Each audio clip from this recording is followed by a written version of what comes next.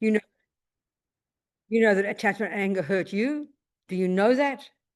Then that's the basis of compassion. But don't worry about compassion. It's too advanced. Go to the first one. And this is the practice of you knowing why you're upset. Upset is a polite word for aversion, which is the response when attachment doesn't get what it wants. Do this analysis for yourself and know why you even feel upset. It's because your attachment wants her to like you and be nice to you. So that's the first practice. Work on your own attachment and aversion. Are you seeing my point? Yes. Forget a karma, add that one to it if you like. That is already a method to relax you. Then you can have compassion. It's like step by step. It's logical. That's the answer, darling. It's really tough. But if you don't know these words, how can you apply it? You see my point? Yeah. And this is always the point again. Of course, depending on your capacity to deal with it, you might at some point say, this is too much, I can't cope. And therefore you have to leave. You have to know what you're capable of, not be a martyr, or typically not be angry and then talk about it behind backs and make poison. That's common. Do you understand me? I think because a lot of people I work with don't have any dharma. Of course not. knowledge. That's right. So obviously they can get very negative about it. Of course they would. It's very easy to. They all talk about it behind her back. Yeah. Everybody feels the same way. Yeah. That's the problem, isn't it? It becomes poison. And then you all have a fixed picture of this ugly person. You see no good qualities. This is so common, isn't it? So you've got to try and stop for your own sake. Try not to engage in that. For your own sake. It's not easy because everybody does it. And this is what makes it worse. It gets getting worse and worse, you know. This is so common, isn't it? In families, in organizations, in Dharma centers, it's the same. So at least shut the mouth. That's the first step. And that's why if we understand these steps of the Dharma, in the Lam Rim, you don't learn about the mind until the second part. It's the first one is control your mouth and control your body. Zip your lip. Be quiet. This is already a miraculous practice. So for your own sake, control your speech and work on your mind. And at least you'll be content. And if it gets too much, you leave. You know, you have to. You can't just sit in a poison place. If there's no, you can't get far. But you've got to make a clear decision either way. And you wouldn't leave because you don't like her. You leave because you think it's too much for you. It's not the best place for you. You've got to have a wise decision to leave. Do you understand me? Yes. But control the speech. At least that one first. Do you understand me? Yeah. Good point. Very good point. Yeah. Someone else. Yes, darling. So A little bit louder, sweetheart.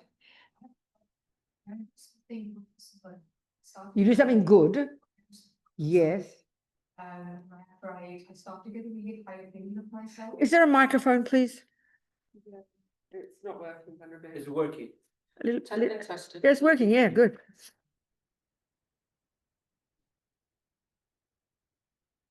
And say your name when you talk so we all know who you are. Say your name. My name is Which one? Rachna. Rachna. Rachna. Speak to me, darling. So I have a problem. I do something nice, or when I do something kind for somebody, I start to get a really high opinion of myself. That's right. I'm going, That's right. I understand. Okay, this is a really good point. Sit down. I'll talk to you. Give it them. Yeah, that's it. Yeah. Let me tell you. Okay. Now remember, like we talked, you got negative states of mind and you have positive ones. And they're kind of running together, you know? And so in that, so you can almost say in ordinary experiences like this, they're both there. So one is called pride. And and all the delusions necessarily exaggerate certain aspects. So pride is like over exaggerating your good qualities. But the virtuous one is called rejoicing in your goodness. And that's a good quality. But I think in the West, we're very scared to do that. Oh no, that sounds like pride. And we love to hate ourselves. But it's good to rejoice. It's good to think, well, isn't that good? I've done a good quality. I'm rejoicing. I mean, I'm being generous, and you delight in it. And then you remember to want to do it again. And then notice the good feeling it gives you. That's virtue. So you keep it under control before it becomes too ridiculous. I mean, it's really not two voices. It's like one voice, but mixed up these two. And you hear the puffing up one. Oh, shut up, you know, be quiet, but be delighting in it. You must rejoice. One of our biggest problems is we don't rejoice. We just only say the negative. This is very, very sad, you know. So be happy, be brave enough to own it and know, wow, this is interesting. I've got a good tendency to be generous. So I want to keep growing this. This is a good quality to have. It's very sensible. So never fail to do that, please. But tell the pride to shut up. Don't exaggerate. You know, that's the thing. All the delusions exaggerate. You see, and they're concrete, you know. Good one. Very good point. Thank you. Someone, yes, my dear. Microphone. Yes. Stephen, just Steve. towards the end of your It's closer to the mic, darling. towards the end of your last talk, you mentioned you were scared of bodhicitta. Oh, okay, I kind of exaggerated this. I appreciate that. Okay. But do you mean then, because sometimes that one has to work in a more structured context before you even begin to think about that kind of That's thing? right. Yeah. You've got to go one step at a time. So that means, so let's talk about it, shall we? It's true. It's a good point. Let's talk about it. Okay. So let's now talk about the methodology for getting bodhicitta. Do you understand the step-by-step process, right? So in the first scope, the first section of the teaching is the wisdom wing. We learn to look into the mind. The main emphasis there is on all the horrible stuff. Looking at anger, looking at attachment. And it's very depressing because you start to think, oh my God, I'm a terrible person. But you have to identify all the troubles, do you understand me? The delusions, the neuroses that make us suffer. And then naturally, as you lessen attachment and lessen anger, you could argue you begin to grow love and grow compassion, sort of naturally, space for the virtues, but you're focusing on not being negative. You're focusing on calming them down. So now you go to the compassion wing, and in a sense, you are continuing to work on your mind. You're continuing to lessen the neuroses. But here, the radical difference is, in the wisdom wing, the main delusion is called attachment. Right? This over-exaggerated, this emotional hunger, this neediness, thinking I don't have enough, this anticipation, expectation, exaggerating the good qualities, all the nonsense, the fantasy, you know? That's what you're focusing on. That's the problem. But they say in the compassion wing, because of that attachment, one of the consequences is we then become selfish. We put me first. So the main obstacle on the compassion wing is putting self first. And in Tibetan, it's called that self-cherishing. I mean, you know that phrase, right? And it's very funny because cherishing is a nice word in English. I like the sound of it. I remember this one time we did a course at one of the centers in America, and it was all about learning about self-cherishing. And this woman who didn't know any Buddhism, she thought, oh, this is a lovely idea. I'd love to learn how to cherish myself. You know, it sounds very nice. She was shocked to hear that it meant being selfish. So that's really important point to understand. All the methods going through these step by step, and I'll go through them roughly. There's about, you know, Pabonka, there's two main techniques for cultivating compassion on the compassion wing, which culminates in bodhicitta. And Pabonka Rinpoche combines them, and there's 11 little points altogether. And they're just simply 11 little ways to meditate, each of which leads to the next, and the next, and the next, and you're expanding and expanding and expanding. You understand? And so the whole point of these 11 is the lessening, is the gradual shifting from me being first to eventually the opposite, where you, as they say, exchange yourself for others. It's this gradual process. So I think we don't mind hearing about attachment in the West. We kind of recognize it. But to recognize selfishness, that's very, it kind of makes us embarrassed. I'm not selfish. It feels awful. And then to start to realize you've got to change putting me first to others first, this is very unnatural for us. It seems like we don't understand it properly, which is why Pabonka Rinpoche says to do these techniques, especially Tonglen level, you need to be a suitable vessel.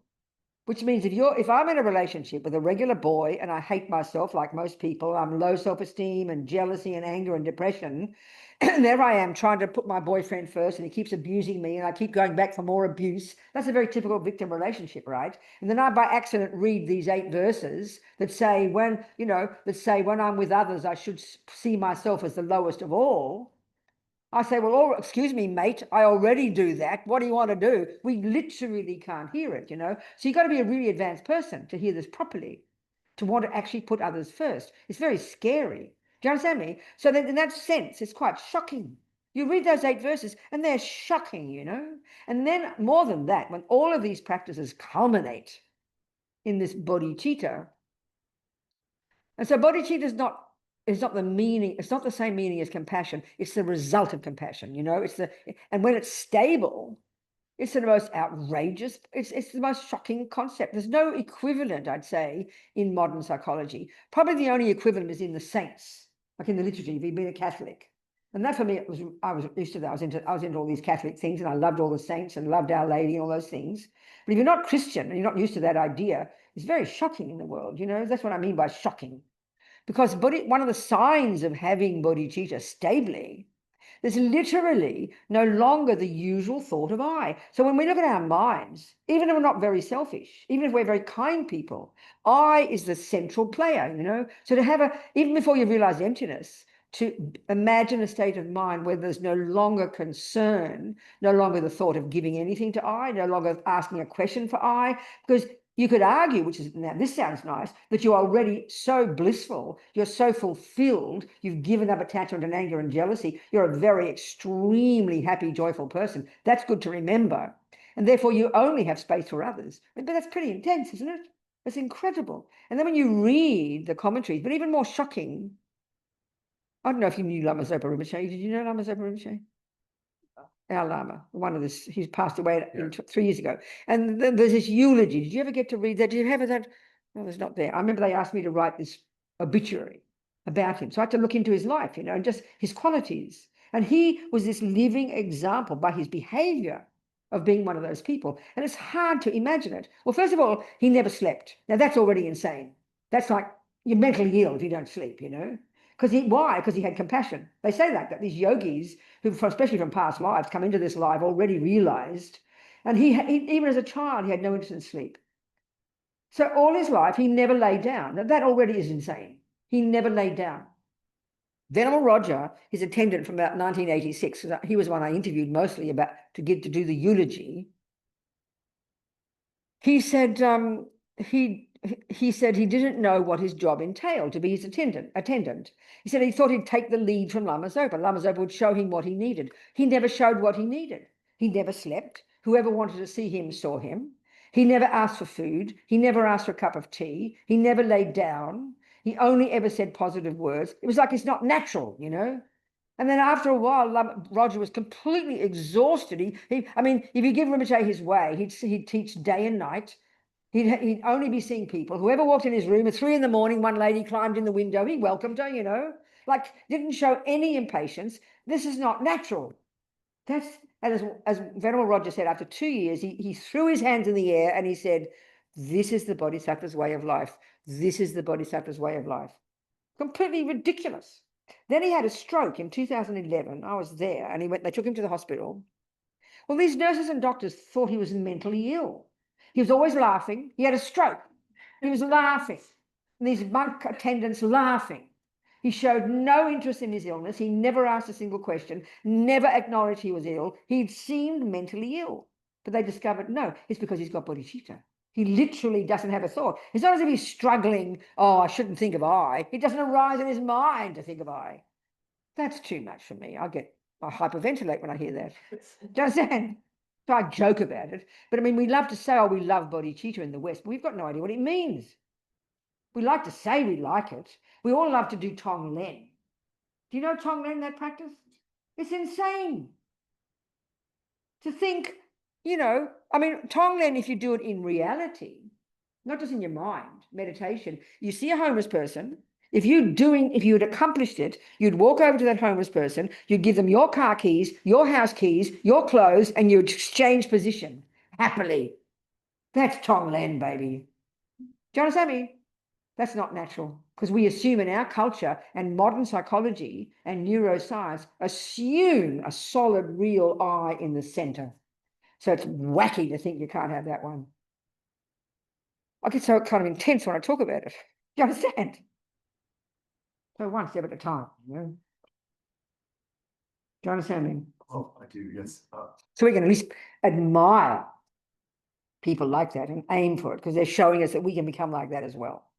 That's whereas with His Holiness, I mean, Lama Zopa showed this outrageous attitude. His Holiness spends all his time, I think, trying to look like an ordinary person. He even says he's ordinary. He says he has anger. We don't believe him. He goes to bed at 8 o'clock, gets up in the morning, he looks like an ordinary person. That suits the world. But everybody can see he's got some special qualities. I mean, even if you look at his life, since he's 16 years old, never stopping, politically, socially, diplomatically, scientifically, philosophically, religiously, trying to make the world a better place. And he still hasn't given up at the age 90-something. You understand me?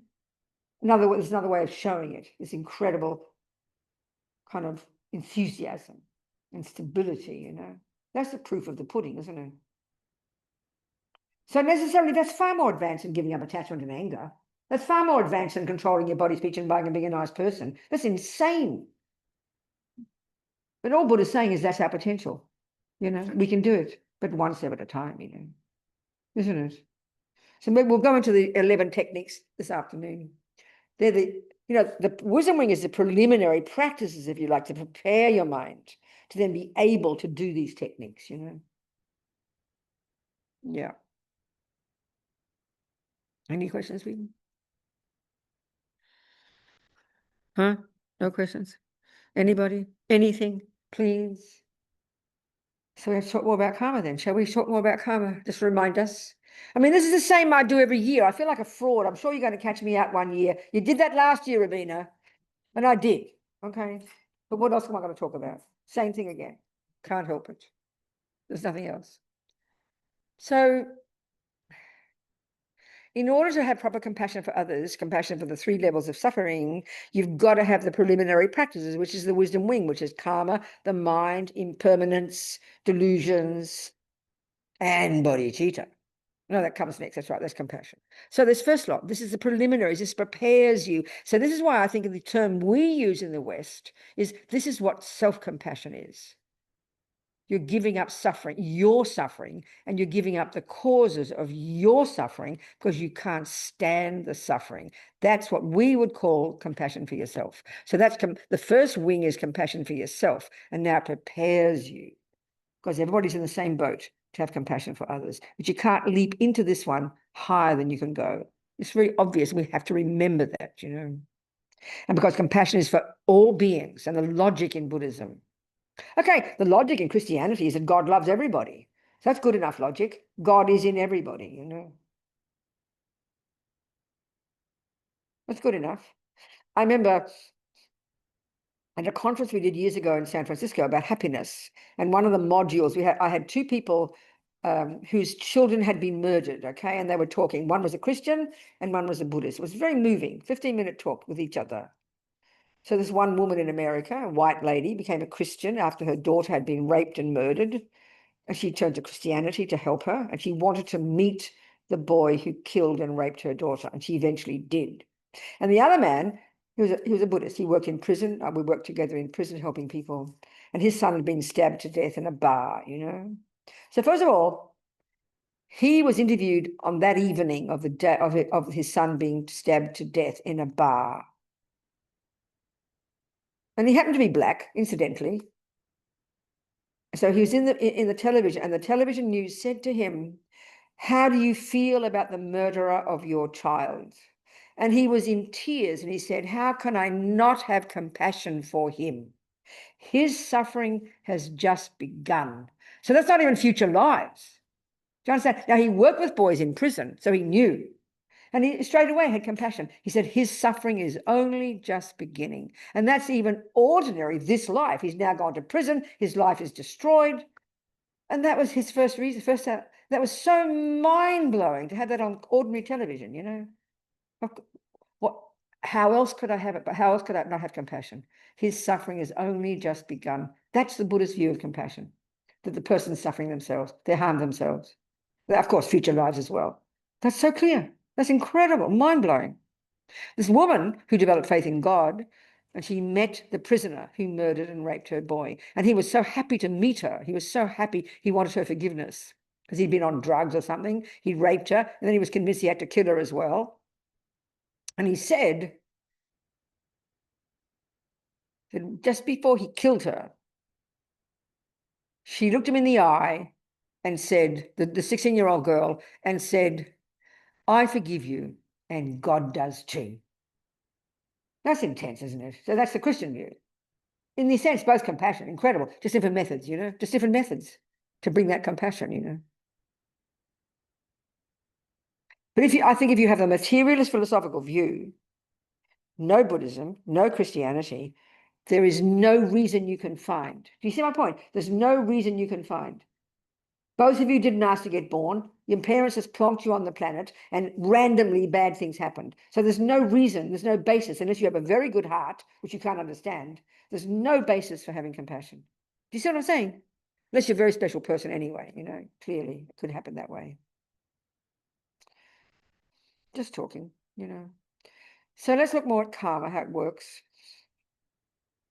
And this is really, the karma is really the main, is the real tasty basis of real practice at these first stages, you know, and throughout, of course. And there's two main ways, two main tools of enhancing, strengthening our virtuous karma and weakening our negative karma. So the bare bones of karma is, remember, everything we think and do and say, none of it goes astray. Everything gets stored in the mind.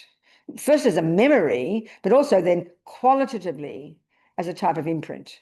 So if virtue is the motivation for what you do and say, then virtuous seeds are there. If it's non-virtue, anger, depression, jealousy, anger, rage, whatever, that motivates what you do, or attachment, then it's a negative seed. And it all depends on the time, the space, the person, many factors determine the quality of the fruit, you know. It's not set in stone.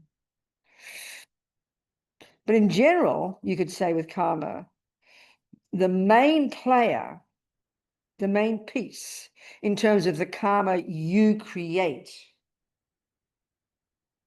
the seeds you plant in your mind that will ripen as your future experiences. The main piece, the main player is what's in your mind, particularly what motivates you to do that action. But in terms of the external result for the other people, the main thing is what you do with your body and speech, isn't it? It's clear. So this is why the heaviest negative actions are those that harm others. It's really obvious. All negative karma hurts you. Anything you think that's deluded leaves a negative imprint in your mind, pollutes, this is the Vajrayana model, pollutes the subtle wind energies and even eventually manifests as a gross body of suffering and sickness, and even in an environment, forget the method, doesn't matter about that, but even that harms you. Whatever you think, forget what you do and say, leaves seeds in your mind that ripen as a future. And then what you do and say, positive or negative, brings their own results, you know? So any actions we do that are benefiting or harming others are more powerful than merely just the thoughts, but it's clear, but that starts with the thoughts. Equally, you could do an action with your body. You could walk past a homeless person with no thought of compassion. In fact, thinking, oh, how, I'm not going to give that person money, this smelly, ugly person, but £20 20 pounds drops out of your pocket. You did give them £20, but you don't create any virtuous karma because your mind wasn't involved. You could stand on an ant in your kitchen, which is a negative action, but there's no intention, no motivation, therefore almost no, you can argue no karma, you know. So it's really kind of crucial to understand the nuts and bolts of this, but very simply. But the mind is the most powerful thing. In fact, the first step in creating karma, quote unquote, is the mind, intention. Not motivation, but intention, bare bones, intention, I will, volition, I will. As Lama Zopa says, everything exists on the tip of the thought, the wish. It's the starting point. You won't do anything until you have I will. Even scratch yourself. We think, no, that's instinct, but there has to be intention there. Intention has to be in the mind, then the other bits and pieces, you know. So intention is mental karma. And if that's missing, you can argue there's no karma because there's no imprint, the mind's not involved. You stand on that ant, and the ant suffers terribly, but your mind you don't see it, there's no intention, no motivation. You could argue no karmic imprint on the mind because your mind's not involved. So it's important to think of these things. But mostly the teachings on karma aren't about the mind. The teachings on vows aren't about the mind. Vows are about body and speech. Vows are about behavior, because it's behavior that impacts on others, you know. So the first level of practice is not even your mind. Control your behavior. The Lama say when you're with others, you control your body and speech. When you're on your own, you can control your mind, you know. Ideal. So everything we think and do and say has shows seeds in the mind. It's driven by the mind. Okay. And the next level of detail, and this is based on Buddhist psychology, every negative action driven by a delusion, sows a seed that as it keeps growing and multiplies and manifests will ripen as suffering. 4 ways that karma ripens: type of realm, which means a type of body, mind, experiences, environment. That's it. That's the process that creates oneself, life after life, you know. So the thing is, the crucial thing with karma, and Rinpoche Lama always stresses this hugely, there's 2 main ways to really strengthen our practice. One is to live in vows, and one is to purify. These are the main, if we have these, we have a rich, delicious practice, you know. We're not even discussing working on our mind yet. You could say that, you know. So again, it's important to understand the nuts and bolts of these things and not just see it as religious. This is technical, you know. So important. So vows are a big one. And I think vows, as soon as we hear a vow, we have a panic attack. Don't you tell me what to do. It's like someone sitting on top of you. You must not do that. And if you do it, I will punish you. That's how we hear it. But what is a vow, you know? I remember Alex Berzin said it so nicely. He said it shapes your behavior. It's your mind. Your mind vows, but it shapes your behavior because it's about behavior, not about the mind. So what is a vow then? Well, you know, I think if we're Christian, yes, you will vow not to kill. Why? Because God said, and you want to please God. And I'm not criticizing. There's teachings in the Vajrayana, especially about pleasing your guru. Same thing, identical. But right at this first level is important, not to think that way. So a vow is a decision to refrain from something. So why would you do that? Well, I really, if we look at our lives, I think we will agree. When you learn to drive a car, forget the road rules, just the technicality of what to do to drive a car.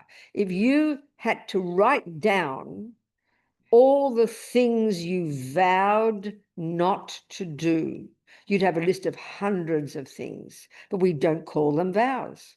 You would say, you would vow, I will never put the foot on the accelerator at the same time as the brake. You have to know that, and you have to vow it, don't you? And you have to internalize it so totally that there's no way in the world you would ever do that, right? Because if you did, you'd destroy you and the car. So of course you vow not to do it, but you don't say, don't you tell me what to do. I can put the foot on the accelerator at the same time as the brake if I want to. I'm sorry, you'll destroy yourself. So we know the reason and we happily agree and we happily buy into it and we happily do it. But as soon as we hear say, don't kill, don't you tell me what to do, you know, we're like infants. It's exactly the same. I'm sorry. It is identical. So why do you vow not to do that, or vow not to turn the wheel right if you want to turn left, or do all the other hundreds of things you do just to learn to know how to drive that machine? It's logical. Why? Is because it's the methodology to become a good driver. Well, what's this methodology? To become an ethical person, a happy person. You're molding your mind into, you're molding your behavior into the behavior of a happy, to create the cause for you to be a happy person. So it's intelligent, and we should be sad not to have vows. Isn't it? Think that way, you'd be happy to learn them. But we're so lazy, we don't even know them. I don't even remember my 36 novice vows. Forget my 360 something or other ones, my nun's one. I haven't got a clue. It's laziness, you know. They're there to mold our behavior. They're so intelligent. Like when you're a ballet dancer, look at what you do with your body and speech. The hours and hours and hours of practice to get your foot this way exactly. You don't complain. We just hear it as religion. That's our trouble, you know. So silly.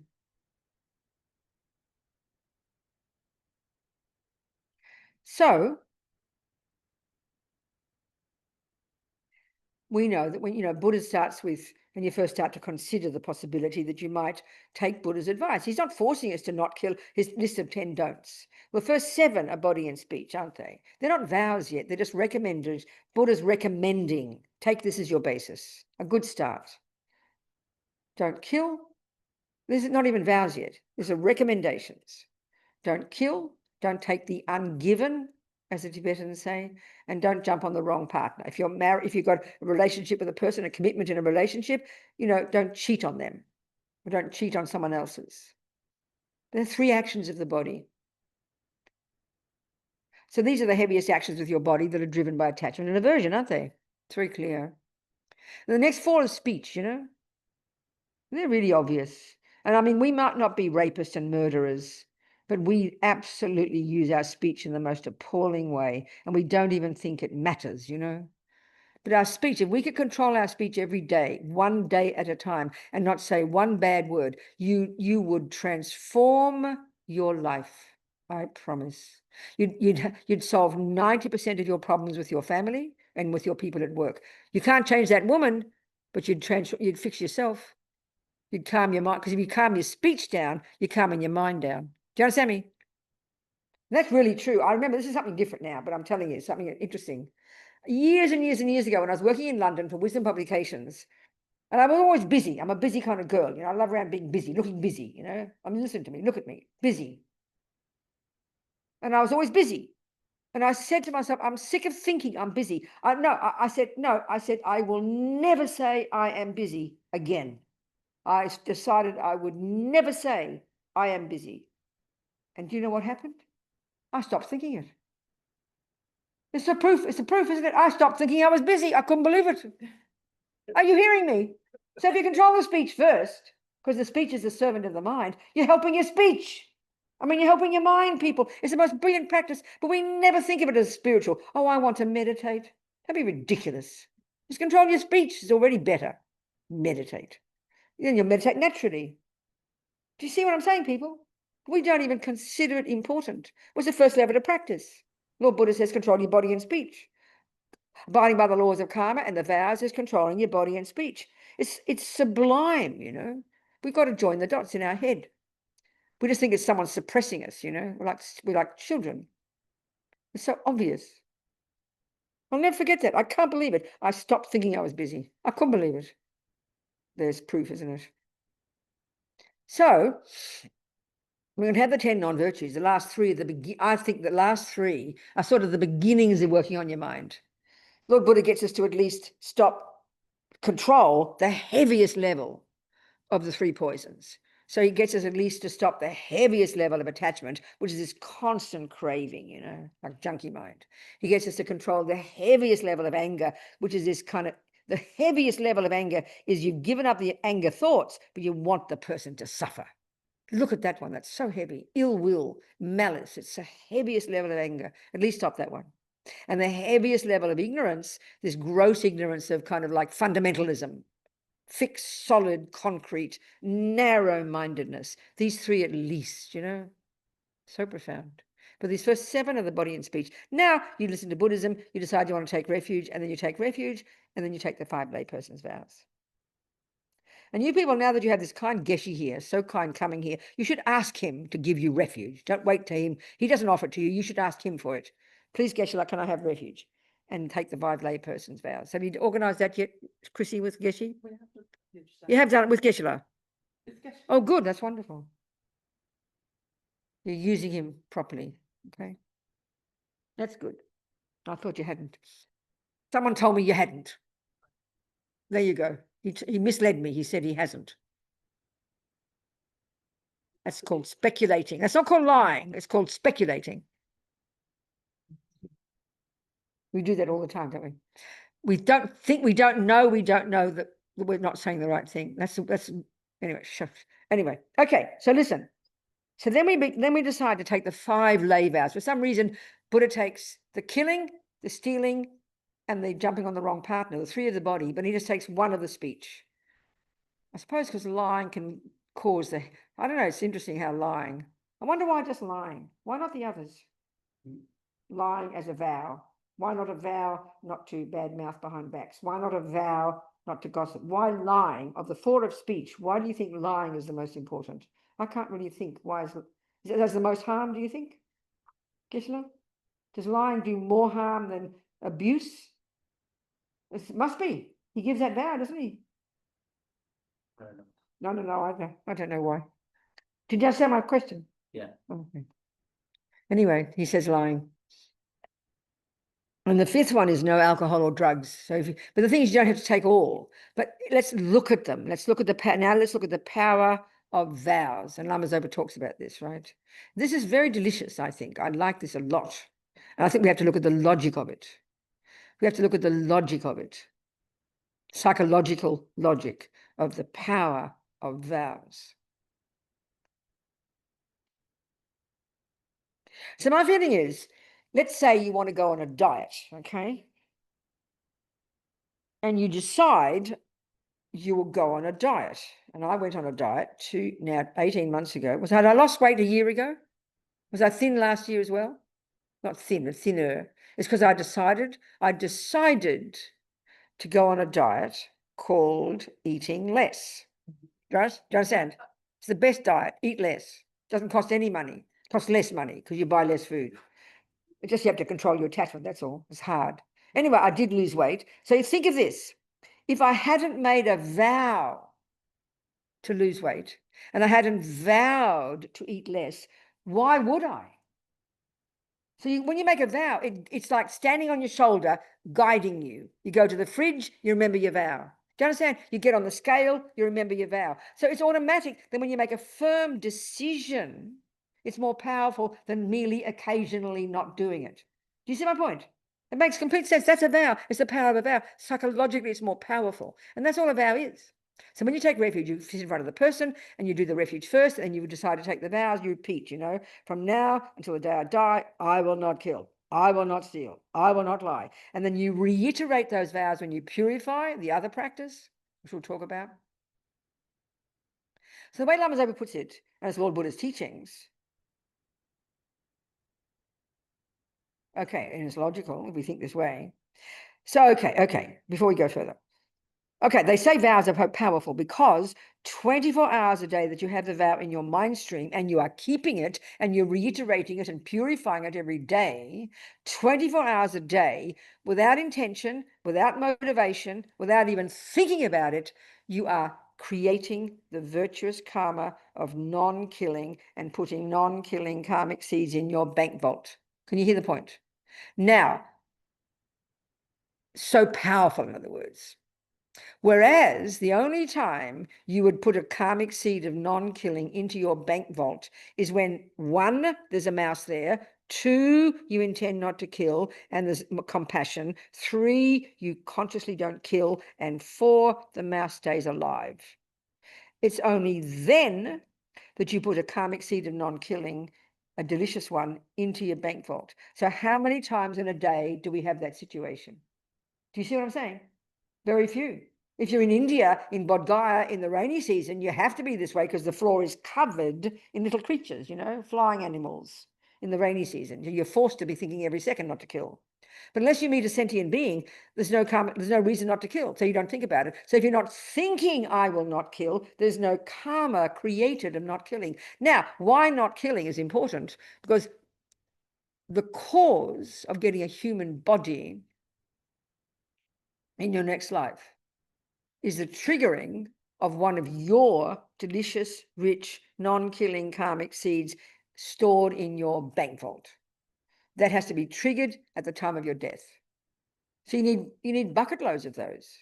And the quickest, easiest way, they say in the teachings, to get lots of those is to live in the fullness of to live in vows. But the other result, this is the one, The other result is that by living in vows, you also purify all 4 ways that killing ripens. So killing would ripen, 1, as a lower realm rebirth, 2, even in your human body, look at the human world now, as a tendency to kill. Most humans kill something, right? Because they haven't purified. They got a human body as a fruit of non-killing, but they haven't purified all aspects of their killing karma, so they have a tendency to keep killing. They have the experience of being killed, and they have environmental result of killing. These 3. Look at the human world. Look at the people who get sick. Look at COVID.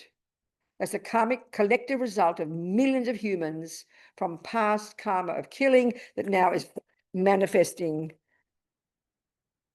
Lucky you had no water in it, manifesting as in the environment, environmental karma of killing. Look at the experiences of human beings getting killed or dying young, and look at the tendencies in most humans' mind, even most religions say it's okay to kill, Kill animals. Christians, I was taught as a Catholic that God made animals without a soul for our benefit. That's how so it's clear. So if you live in vows, it purifies all these 4 aspects. So next life you'll wake up with a human body, no thought to kill, you won't get killed or die young, and you'll have a happy, fat, healthy body, and the physical world will nourish you. So like I said before, that's the very least, and that's from living in vows. As Lama Zopa says, just being good is not enough. You have to have the power of vows in our mind. So do you have any questions about that, people? Ask me any questions about that. Does it make sense? I have a question. Good. When you were talking about killing, I was thinking about those people that self-kill, the people that take their own lives. Yes. What's the sort of karmic? I understand. Now let's talk about it. Sure thing. Let's talk about it. Okay. Any action we do with our body or our speech that's driven by a negative or deluded state of mind is necessarily what's called a negative action. This is called a negative action, and then it pollutes the mind, and it ripens in the future as these various kinds of suffering. You can argue, you understand that that's really the simplest way to put it. So with respect to suffering human beings who decide to kill themselves, we understand such compassion. Often it's a kind of it's usually not a happy reason. And even this is now bringing us to today, and it's really so tragic. I mean, I'm hearing so many stories about how now the government's laws in countries are giving people permission to die, the doctors permission to give them, and there's some very, very awful stories about this, which is so sad. It's so common, isn't it? And then we kill pets, for example. Our poor veterinarians spend all their time killing pets now. You understand? So this is killing other beings, but now we have permission to kill ourselves. And so I think even if you do decide, many people say that I have the right to kill myself. And yes, you do. No one can say you don't. But like as His Holiness said one time, we all have the right to kill ourselves, but every action we do has consequences. And so in our culture, we don't think of karma. And if you're a materialist, you don't think of any consequences. If you kill yourself, you just think you turn into dust when you die, So the Buddhist view would say, depending on how you died, will trigger the particular karmic seed at the time you die, which will produce your future life. And you simply can't guarantee that will be virtuous. So it's like playing Russian roulette. But of course, we don't think that in our culture, do we? Do you understand me? So, we should have compassion for people. I heard many awful stories. As a woman in California, especially, it's really common, this permission to kill yourself. And this woman who works with people, hospice, she said this terrible story she told about one lady who was suffering, and she kept talking about how she should kill herself because she doesn't want to be a burden for other people. People all say that, it's a very common one.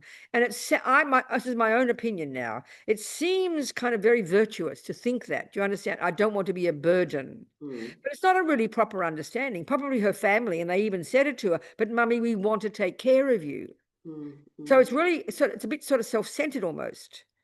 Do you understand? Anyway, this lady, and from this other woman's perspective, the hospice worker, she wasn't really ready for it. She wasn't comfortable, but she went ahead with it. And and these people encourage you, these pro killing yourself kind of encourage, and all these laws around it. So when they were in the room, there's a social worker, there's the hospice woman who's a Buddhist, there's the doctor who gives the drug, and then there's the person who's going to get killed.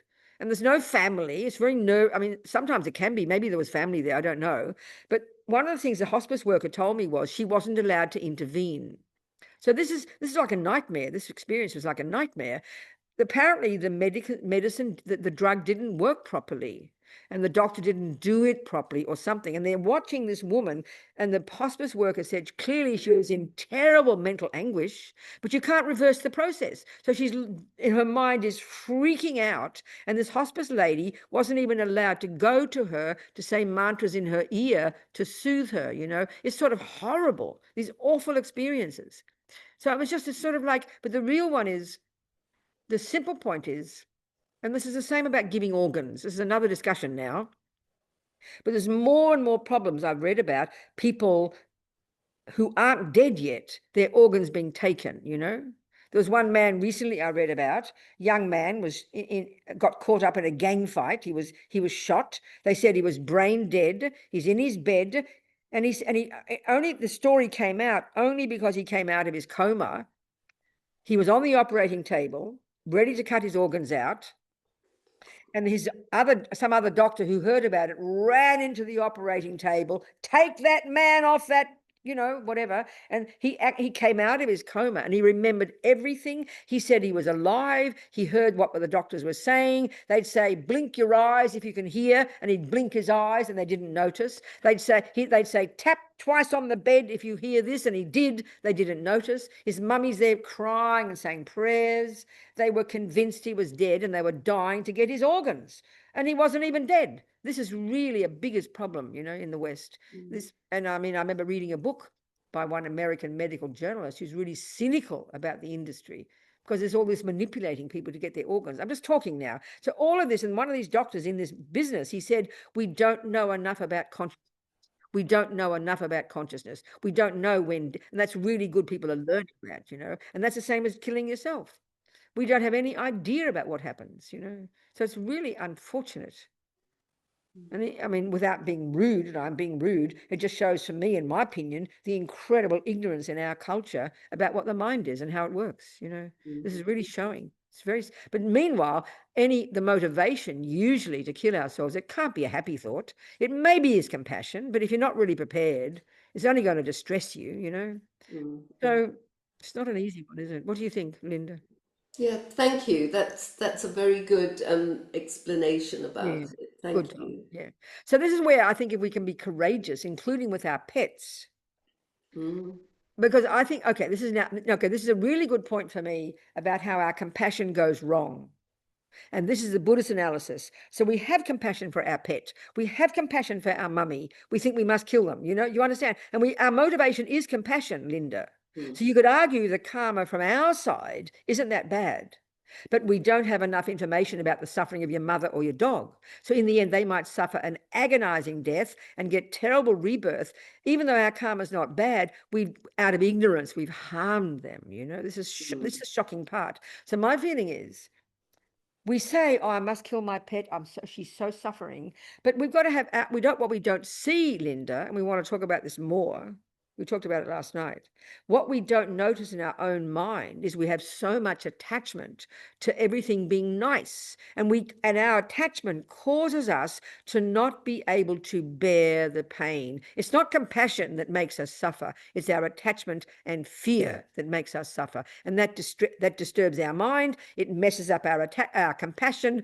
And then we go and make a mess, you know. So if we have more courage and understand the person, know the mind, help them, make them calm, say mantras, say prayers, both your animal and your mother, and tell them their life is worthwhile. Every breath of their life is worthwhile. And you can help them be peaceful and calm. This is the most precious gift you can give, you know. and let them die in a peaceful way to the best of your ability when it's more natural. In other words, it's not as if it's a moral view, oh, you shouldn't kill somebody. If you were a bodhisattva and had wisdom, you could happily kill somebody because you know it's benefit. But we're not like that. We don't have enough wisdom. So it's just that we don't have enough wisdom to know what's best. So therefore, play safe, love them, take care of them, have mantras and prayers, because that calms their mind down, including the animals, and then they can die peacefully, you know. Do you understand me? Yeah, thank you. Good, Linda. Thank you. Is it lunchtime yet? What time is it, darling? What's the time? What's the time? What's the time? 20 to 1. What is the time, please? Sorry, I don't have my clock. Oh, we have. We've gone past half. Oh, we have. Oh, I'm sorry. So one question, darling, then we can. What about it?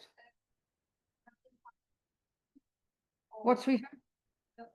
For the purification that we can do at home. Yes. Is that the 35 professions? Is that what? With the prayer, with 35 professions, it helps.